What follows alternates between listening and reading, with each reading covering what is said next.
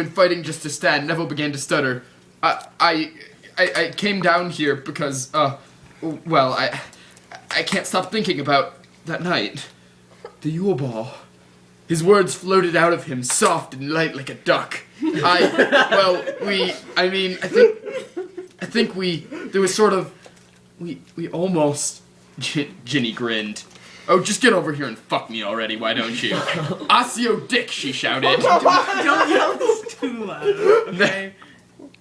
Neville flew across the room, led by the pulsating wand in his pants, landing square on top of Ginny, where the two of them began to writhe around in the sweet ecstasy of coitus.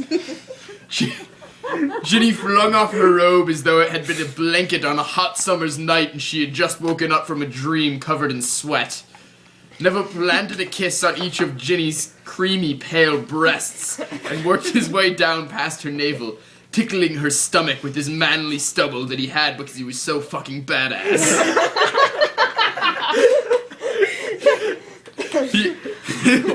So wait, you could just replace Neville with Luke and He parted her thighs with a nudge from his nose and began to play with her lady parts like a kitten plays with a ball of yarn. Ginny clutched at the arms of her easy chair as Neville's fingers and tongue took turns making her cooch moist. When the area between Ginny's thighs was soaking wet, she stood up and threw Neville down in the chair with the ferocity of a sexual tiger. You really wanted to use that phrase, didn't you? She ran her hands down his hairy chest to his belt and whispered, "Aloha Mora."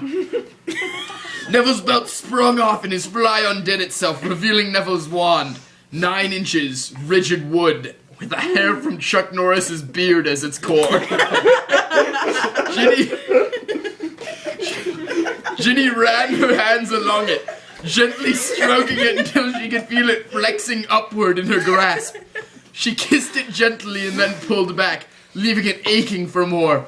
Slowly she sat on him and swallowed Neville's dick inside the cauldron at the part between her legs. Neville breathed in deep and rocked his hips back and forth with the motion of her body. Sweat began to bead on his back, dripping down slowly to his ass crack where it met with the chair in a thin line of dampened cloth. Ginny, being accustomed to having wood between her legs, rode Neville like he was her broom, bouncing up and down as though she was trying to dodge a bludger. Neville thrust harder and harder, nearly impaling her on his massive rod and making her scream in delight. "Oh, Longbottom!" she shouted as he pounded her.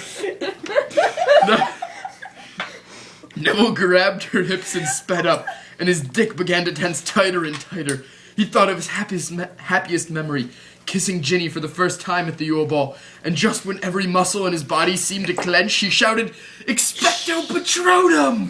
And a silvery white substance shot out of his basilisk and plastered the walls of Ginny's chamber of secrets.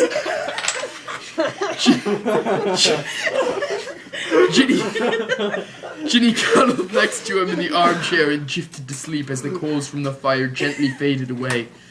Neville carried her up to the girls' dormitory and laid her down in her bed, stroking her hair before he left. When he got back to his room, he found his Remember-All glowing a crimson red, seated on top of a pack of condoms. Neville's eyes grew as big as Dobby's, and he cursed, "Son of a witch." I was wondering she was not able to walk up the stairs to the girls' dormitory. You really wanted to use the